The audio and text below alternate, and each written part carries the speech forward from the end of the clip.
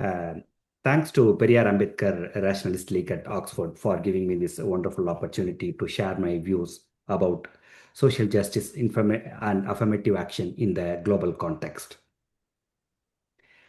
Mainly, when do we give the social justice or affirmative action? When there is a level playing field, when there is an injustice, and when there is not a complete inclusivity, that's when we give the social justice. And there are various terminologies throughout the world. I mean, from an Indian perspective, from an Indian subcontinent perspective, we would have come across with the social justice, and the same concept, but in a different flavors, is available, prevails in the world. There are different terminologies used throughout the world. Let's look at different terminologies used in the world and which countries are using it, who are all the beneficiaries, and on what basis the social justice is prevailing in the entire world. And let's also look at few key laws or important factors within each and every country as well. If you look at the social justice, it's called as there are different terminologies available like reservation, quotas, affirmative action. If you call it as positive action and employment equity. In Africa, it's called Black economic empowerment, gender parity, standardization, co-governance. So these are all the same for the same purpose, different terminologies used throughout the world. We looked at the different terminologies used, which means it's prevailing throughout the world. So where there is differences amongst the society to keep everyone inclusive, it is available actually. If you look at who are all the people who get benefited out of this social justices, there are different beneficiaries. If we take the Indian subcontinent, it is caste and tribe, where there is scheduled caste Dalits, then scheduled tribes, and other backward classes. So on this basis, social justice is given. When it comes to racial and ethnic groups, Black Afro-descendant populations are also included in certain geographical location. Then in Malaysia, Bumiputra, son of the soil, they call it as Bumiputra. The term itself is Bumiputra. Then any visible minorities are also included in this framework. In China, few ethnic groups are also minorities are also included. So based on racial and ethnic groups, there are certain people who are given social justice. Not just racial and ethnic groups, even the indigenous people. So the indigenous people are someone like who are the ancient settled people of the places. Say, for example, if we take Australia, native Australians or indigenous people. In America, there are Native Americans, Red Indians, they are indigenous. In Fiji, there is native people. Then in Canada, Aboriginal peoples are there. And in New Zealand, Maori, they are the native indigenous people. So based on the native indigenous people, again, social justice is prevails throughout the world. Then based on gender, again, gender is a quite common known one, male, female, and the women representation. To promote the women representation, gender-based social justice is given. Then there are other groups like apart from the caste, racial, and indigenous and gender, other criteria are also there like disabilities is also one of the criteria. So they should not be excluded. Very religious minorities in certain geographical locations between Catholics uh, and non-Catholics, there are social justice distribution as well. Some places rural and city-based, urban-based uh, social justice is also available.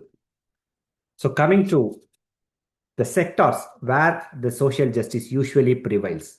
Usually we understand there is a difference and we understand there is a unequal proportion in different places.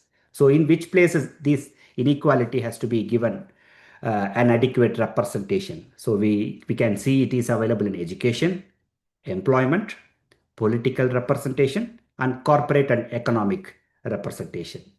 If we take education throughout the world, we can see it in university admission quota, entrance examination as bonus points, standardized cutoff scores, then targeted scholarships.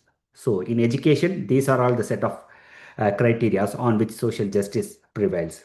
If we take the employment, uh, civil service hiring quotas are available, then equal opportunity amongst men and women.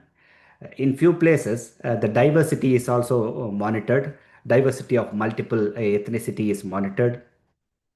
When it comes to the political representation, parliamentary seats and women reserved parliamentary seats, and those kind of representations are available in political structure as well.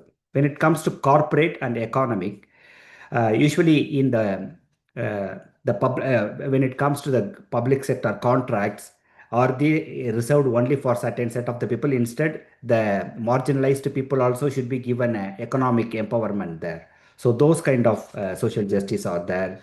Public procurement as well as corporate boardrooms. Certain countries have corporate boardrooms where there shouldn't be anyone. Some kind of inclusiveness is mandated. So we looked at what are the different terminologies of social justice and who are all the different beneficiaries of the social justice, and in what sectors the beneficiaries are getting social justice. Let's look at, before concluding, let's look at the countries where this kind of social justice prevails in different terms. In North America, it's available as in USA and Canada, it's available in different terms. In USA, it's executive order. In Canada, it is Employment Equity Act. When it comes to Asia, Indian subcontinent on its own has constitutional reservations to support all sectors of the society. In Malaysia, there's a constitutional representation through for Bumiputra between Malays and Chinese. In China, there are certain provinces where the social justice representation is available. In Sri Lanka, there is some kind of policy of standardization.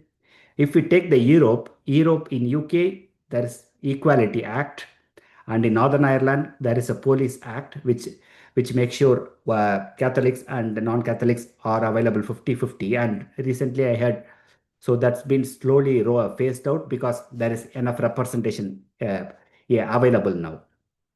In European Union, in directors, executive director board level, there are inclusivities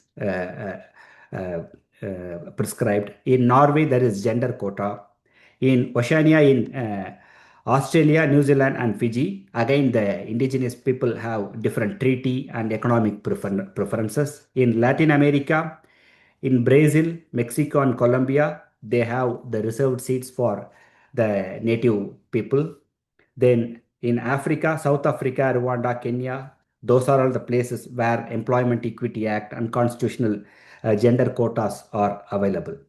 So social justice is not something we talk and uh, been having discussing only within India. It is a global. There is a global context for it, definitely. So people sometimes think we talk a lot about equity distribution within India. We talk a lot about employment rights and education and political representation and wealth distribution within India. It is not pertaining only to India. It is available even in Pakistan, Malaysia, Nepal, China, Australia, Fiji, New Zealand, Latin America, Brazil, Colombia, America, Canada, Europe, in different names. So each soil has different needs. Based on that need, that soil has different uh, different kinds of implementations. Indian subcontinent is totally religiously tightly coupled Varna caste based system, and any justice has to be given in such a way. Any injustice happened because of that Varna system only. So that's the context. So Indian context has a need for it, for the social justice. There is a I mean, always where there is an unequal representation or anything, this kind of equality can be inculcated only when there is a constitutional steering towards providing this kind of equality. I thank Dr. Senthil and the Periyar Ambedkar Rationalist League for this wonderful opportunity for giving me to explain about the global context of social justice. Thank you so much.